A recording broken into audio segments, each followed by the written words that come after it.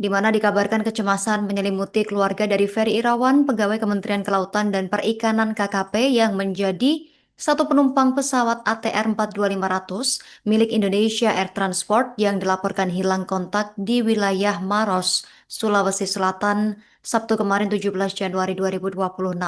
Menurut pantauan rekan-rekan redaksi di lokasi Tribuners pada Minggu 18 Januari 2026, sejumlah kerabat dan tetangga ini tampak berkumpul di kediaman orang tua Ferry di Jalan Haji Kunen, RT 4 RW 5, Kelurahan Jati Melati, Kecamatan Pondok Melati, Kota Bekasi, Jawa Barat. Di depan rumah, warga terlihat memasang tenda untuk menampung para tamu yang terus berdatangan sejak kabar pesawat hilang kontak diterima keluarga Ferry. Kerabat Ferry Tohirin yang berusia 50 tahun mengatakan bahwa keluarga telah mendapatkan informasi resmi sejak Sabtu malam, baik melalui sambungan telepon maupun kedatangan langsung dari perwakilan KKP-nya sendiri. Dan menurutnya, sejak malam itu, keluarga besar terus berdatangan, bahkan Wakil Menteri KKP disebut sempat mengunjungi rumah orang tua Ferry untuk menyampaikan langsung kabar tersebut. Tapi meski demikian, Tribuners, keluarga masih berharap adanya keajaiban dan hingga kini mereka belum memasang bendera kuning karena masih menunggu kepastian resmi terkait kondisi Ferry. Ferry Irawan sendiri diketahui merupakan analis kapal pengawas pada Direktorat Jenderal Pengawasan Sumber Daya Kelautan dan Perikanan PSDKP sejak 2024. Ia berpangkat penata muda tingkat 1. Saat kejadian, Ferry bersama dua pegawai KKP lainnya sedang menjalankan misi pengawasan sumber daya kelautan dan perikanan melalui udara di wilayah pengelolaan Negara Kesatuan Republik Indonesia.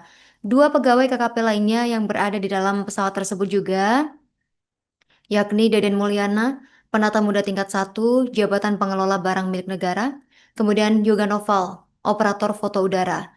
Dan doa kini menjadi satu-satunya kekuatan di tengah ketidakpastian keberadaan anggota keluarga mereka. Meski diliputi kecemasan, keluarga korban masih menyimpan satu harapan besar agar orang yang mereka cintai bisa kembali pulang. Sementara itu, Esther Aprilita Sianipar juga belum diketahui kabarnya saat ini, Tribuners. Warga Bogor, Jawa Barat ini juga salah satu pramugari pesawat Indonesia Air Transport jenis ATR 42500 yang dikabarkan jatuh di wilayah pegunungan Bulu Saraung, Kabupaten Pangkep, Sulawesi Selatan. Kejadiannya Sabtu kemarin, 17 Januari 2026.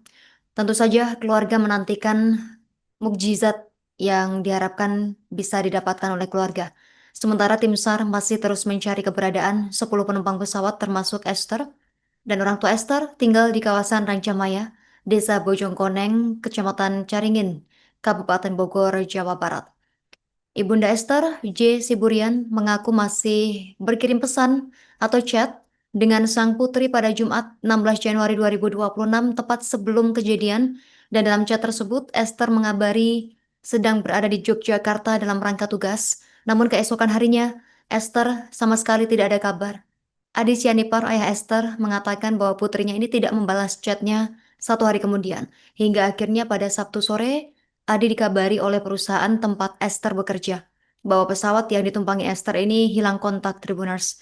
Dia mendapat kabar mengenai insiden hilang kontak pesawat jenis ATR 42500 ini dari pihak perusahaan di mana perusahaan jasa penerbangan charter yang telah beroperasi sejak 1968 tersebut. Data dan fakta pesawat jatuh, pesawat ATR 42500 ini milik Indonesia Air Transport yang jatuh di kawasan Gunung Bulu Saraung, Maros, Pangkep, Sulawesi Selatan, tertanggal 17 Januari 2026, Tribuners. Pesawat buatan tahun 2000, seri 611 ini terbang dari Bandara Adi Sucipto, Yogyakarta menuju Makassar. Pesawat hilang kontak pada Sabtu 17 Januari 2026 siang saat akan mendarat di Bandara Sultan Hasanuddin Makassar. Puing-puing pesawat pertama kali ditemukan oleh pendaki yang sedang berada tidak jauh dari lokasi pesawat jatuh. Dan hingga pagi ini, tim SAR baru menemukan satu korban jiwa dari total 10 orang di dalam pesawat. Evakuasi masih berlangsung di medan ekstrim dan tim SAR menerjunkan ratusan orang yang dibantu warga lokal. Pesawat ini membawa 10 orang termasuk 3 pegawai Kementerian Kelautan dan Perikanan.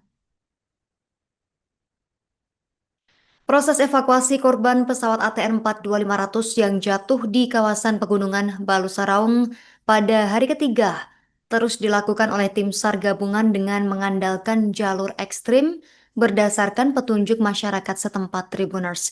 Hal tersebut disampaikan Kepala Seksi Operasi Basarnas Makassar, Andi Sultan, saat ditemui di Posko Aju Dusun Bulu-Bulu, Desa Tompo Bulu, Kecamatan Baloci, Kabupaten Pangkajene, dan Kepulauan atau Pangkep pada Senin hari ini, 19 Januari 2026. Andi Sultan menjelaskan, jalur yang digunakan saat ini merupakan akses yang biasa dilalui warga lokal untuk menuju lokasi ditemukannya korban pada hari sebelumnya. Dan hingga kini, sekitar 8 personel SAR masih bertahan di area tersebut untuk menjaga posisi korban. Menurut Andi Sultan sendiri, upaya evakuasi sebelumnya sempat dilakukan melalui jalur atas, namun upaya tersebut tidak bisa dilanjutkan karena terkendala kondisi cuaca ekstrim yang melanda kawasan pegunungan Balusaraung. Dia juga menegaskan tim yang diberangkatkan ini tidak hanya bertugas melakukan pencarian, tetapi juga difokuskan untuk proses evakuasi korban yang sudah ditemukan. Tim pertama ini selain melakukan pencarian juga fokus pada evakuasi para korban dan terkait informasi penemuan korban lainnya, Andi Sultan menyampaikan hingga saat ini belum terdapat penambahan korban dan korban yang ditemukan sebelumnya dilaporkan Minggu 18 Januari 2026 sekitar pukul 1:45 waktu Indonesia Tengah siang hari. Untuk sementara korbannya masih satu, belum ada tambahan lagi. Sementara itu asisten perencanaan Kodam Asrendam 14 Hasanuddin Kolonel Infantri Abi Kusnianto menggambarkan kondisi medan pencarian yang tergolong sangat berat dan jarang dilalui oleh masyarakat Tribuners. Lokasi ini tidak memiliki jalur perkebunan dan didominasi kontur medan yang terjal. Untuk memperluas area pencarian sendiri, tim SAR gabungan menambah 4 tim yang bergerak dari arah selatan melalui wilayah Maros menuju dinding bawah kawasan ketinggian. Langkah ini dilakukan mengingat kontur wilayah yang terjal di bagian atas dan lebih landai ke bawah, sehingga dimungkinkan serpihan maupun korban jatuh hingga ke dasar jurang. Dan tim evakuasi yang diberangkatkan ini tentu saja dilengkapi dengan peralatan khusus, termasuk perlengkapan mountaineering dan modern life, serta personel yang telah terlatih dan memiliki kemampuan khusus dalam menghadapi medan ekstrim. Berangkatkan kemana Pak? Ya, ini serumpat yang dimana kita akan mengikuti jalur yang dimana jalur ini jalur dari petunjuk dari masyarakat yang bisa mengakses tempat dimana ditemukannya korban kemarin, karena anggota di sana ada sekitar 8 orang saat ini stay di sana karena kemarin kita mencoba untuk mengangkat korban untuk dari evakuasi dari atas itu tidak mampu, terkendala dengan cuaca. Jadi kita mengambil opsi untuk melakukan evakuasi melalui lewat jalur masyarakat. Artinya korban dievakuasi lewat jalur darat Pak ya? Iya, jalur darat. Siap. Ada 30 tadi yang diberangkatkan Pak? Iya, ada 34 Pak. Ini misinya tim pertama ini untuk evakuasi memang. Ya, ini untuk selain melakukan pencarian juga melakukan evakuasi.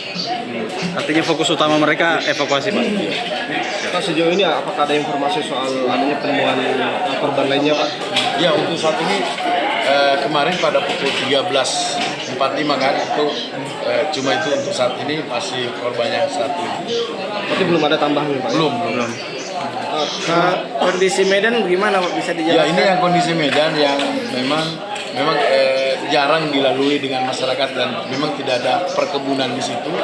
Maka dari itu memang jalur yang kita ambil ini memang jalur cukup ekstrim untuk melakukan evakuasi.